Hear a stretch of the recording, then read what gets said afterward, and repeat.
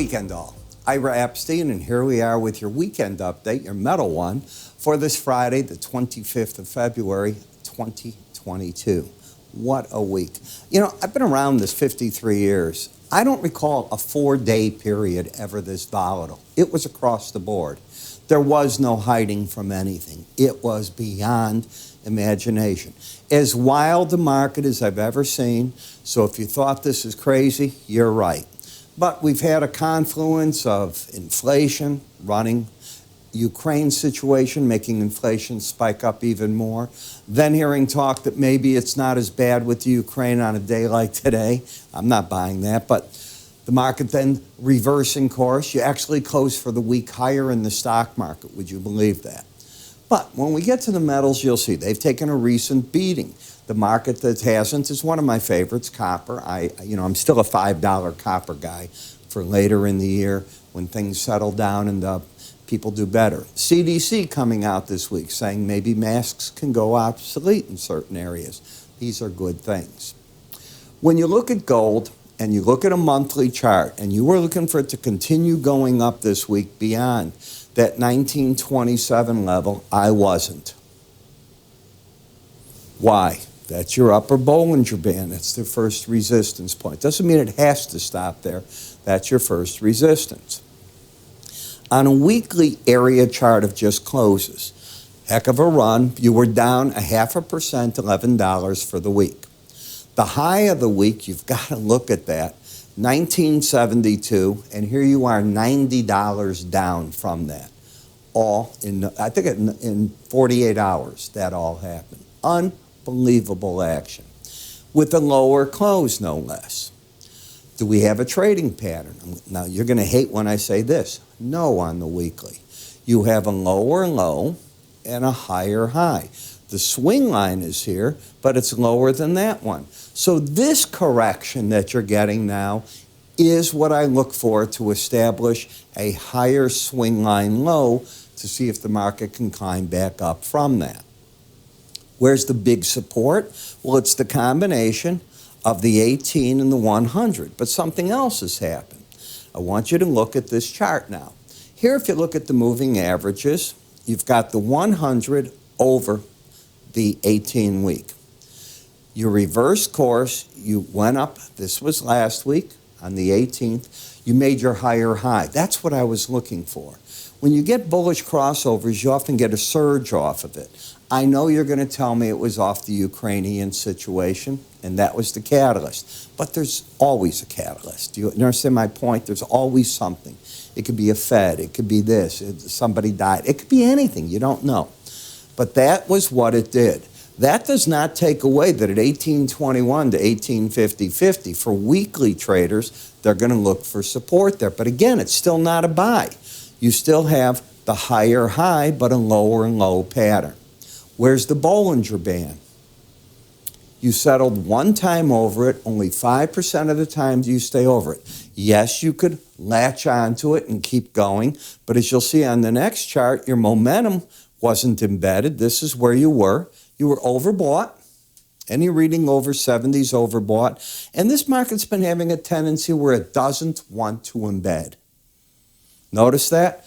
You pay attention to that. So this is what I call rarefied air for whatever that is. You got up there, and amazing, even to me, a pro watching this and teaching it, that it got right back and settled inside the Bollinger Band again. The gold-silver ratio. While the dailies have the silver gaining on gold, you need to cross 78.03 on a settlement to say silver's ready to really stay over the gold market and gain on it. You don't have that. What you really have is a market that challenged a lower band and a higher band, and it's caught in this sideways action. And it has not got an uptrend. It has a lower low and a higher high. That is no trend at all.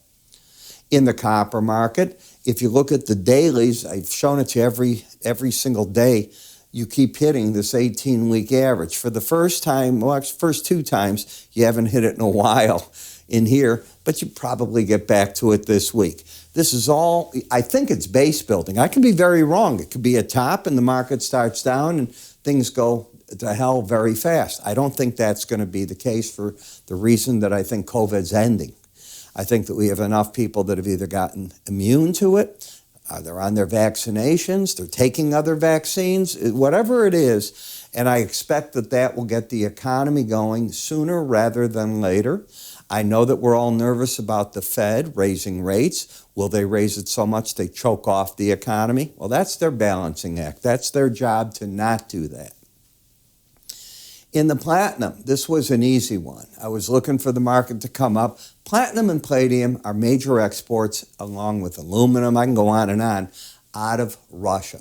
So, as we've heard all this war talk, you were coming up there, even I'm, though, amazed as to how it got up to 11,032 and gave back $80 of that right away. I think the pros will buy the market in the 1,000, the 102 level. I think they'll throw in a towel if they get under that low right through there at 991. Not a big risk on the trade for them. We'll see what they do with it. In the dollar index, you went up this week where? Here's the market coming in. You have an uptrend, just so you know. I think you did. The low right here of this week was 94.77.5. You hit the upper band. You drop down 95.16, and this is how you finished coming into this week. If you go again by not taking out 95.16, you're in an uptrend. If it wants to rally, I know, 97.33.5 should be where the professional takes money off the table. You tell me what happened. That number changed to 97.26, but that's okay. Same thing. So if they got out there, they're 70, 60, 70 points to the good on that trade. That was pretty impressive. Is the trend still up? Oh, yeah. Do I think the trade's going to buy? Oh, yeah. I think that they'll get nervous and out if you hit this week's low of 95.65, but barring that, I think they're still in the money hunt. That's the way that I'll call it. You know, Monday through Friday, I start recording for my subscribers at 5:20 to 5:30 in the morning. I've actually moved it up most of the time now with the Ukrainian situation. I'm done with the recording. 20 minutes later, it's posted around 6:10 a.m. Central Time. In it, I cover 40 some odd charts. I start off telling you the day's events. What's happened overnight, be it Europe, Asia, wherever it might be. Then I'm going to tell you the reports coming out for the day, what the market's expecting, the time they come out. Then we get into the charts, because that's what it's about. You can look all you want at CNBC, Fox, Bloomberg. I'm running right through every commodity chart. That's where you want to see it. And I'm giving you what's going on with it. And we're going to use daily charts. Every now and then I will throw in a weekly chart, Monday through Friday. And then on the weekend, as you can see, I do it this way. We give you a phone app. I don't care if you have an Android or an Apple. You'll be able to watch everything that I do as it comes out. There's push notifications. And if you live in America here, I'm even sending out text messages. We are working internationally to get those out as well, as our service keeps expanding. But in any case, you can get a free trial. Go to our website under free trial. If you've had one and you're ready to go on our website, www.iraepstein.com. You'll see under the word research. Give it a small try. It's very inexpensive. You're going to get 24 videos a month. That's an awful lot of information with reasons why make a trade here, don't make a trade, and information galore. I'm Ira Epstein. You have a great weekend. Let's see what happens in the Ukraine. I don't have a good feeling about it. I'm Ira Epstein.